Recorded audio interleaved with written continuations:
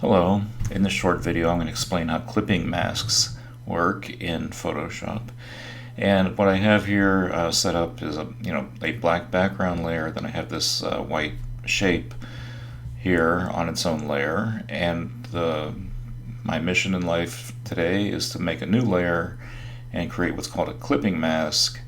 And it's just easier if I demonstrate how it works. Okay, so with my shape layer selected, I can make a new layer, and there's a few ways to make a clipping mask. The way I prefer to do it, the way I'm used to doing it, is I just hover over the new layer and I right click and choose create clipping mask. So let's just hover over the new layer, right click, and choose create clipping mask.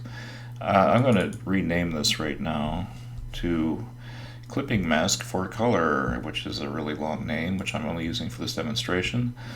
So okay, well, so what? Alright, so I got this empty clipping mask on top of my shape. Let me choose a color that's kind of mildly annoying so we can see what's going on here. And I'll activate my brush tool by hitting the letter B on the keyboard. Okay, so I got my brush tool, so I can, paint over my mask, yippee, or my shape, who cares. But if with the clipping mask, my brush can go outside of the shape, and anything outside the shape will not pick up the color. So in other words, as I'm painting here, really loose and sloppy, the boundary of the color is determined by the boundary of the shape. Okay, so let me just do this much of the of coloring on top in the clipping mask. Now let me go over to the layer palette.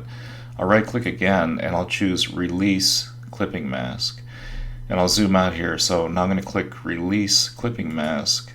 You can see that's what I painted in real life, in reality, or whatever. And if I create the clipping mask again, you can see how the shape at the bottom defines the boundary of the color. Now with this, what's really cool is there's some options here. So right now I got the clipping mask enabled, right? Now I can click on the shape layer. I can come over here. Let me choose white and activate my brush tool again. Now again, I'm on the shape layer, right?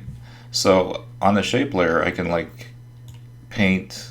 I'm painting in white on my shape layer, and I'm defining what the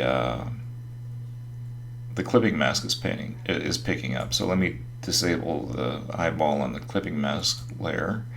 So you see I'm painting here. Let me paint this little chunk here in white on the shape layer, right? And then turn on the eyeball for the clipping mask layer, and you see how that's making kind of a kidney bean kind of thing. Also, I could activate my eraser tool by hitting E on the keyboard. And I'm still on the shape layer, so let me erase the shape, and so I can define the shapes, or how the color is picked up by using the eraser tool. So this is handy whenever you want to refine a shape on the edges, especially. So I'm on the shape layer again. It's hard for me to talk and do this at the same time. So I'm on the shape layer and I'm erasing the shape. So let's take a look at what our shape looks like now. See, so whatever the shape layer looks like, that's what the color will pick up on your clipping mask layer.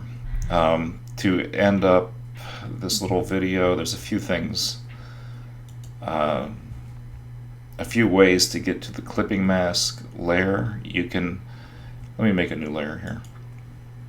One way is, like I told you, right click, create clipping mask, yada yada yada. This is a new layer, and select the new layer. You could go to layer, create clipping mask, and if you go to layer, create clipping mask, you'll see the shortcut. This is for the Mac. That means Option Command G will change it into a clipping mask layer, or on the PC it would be Alt Control G. And there's one other way. If you come over to, if you hold down Option on the Mac or Alt on the PC and hover right at the border.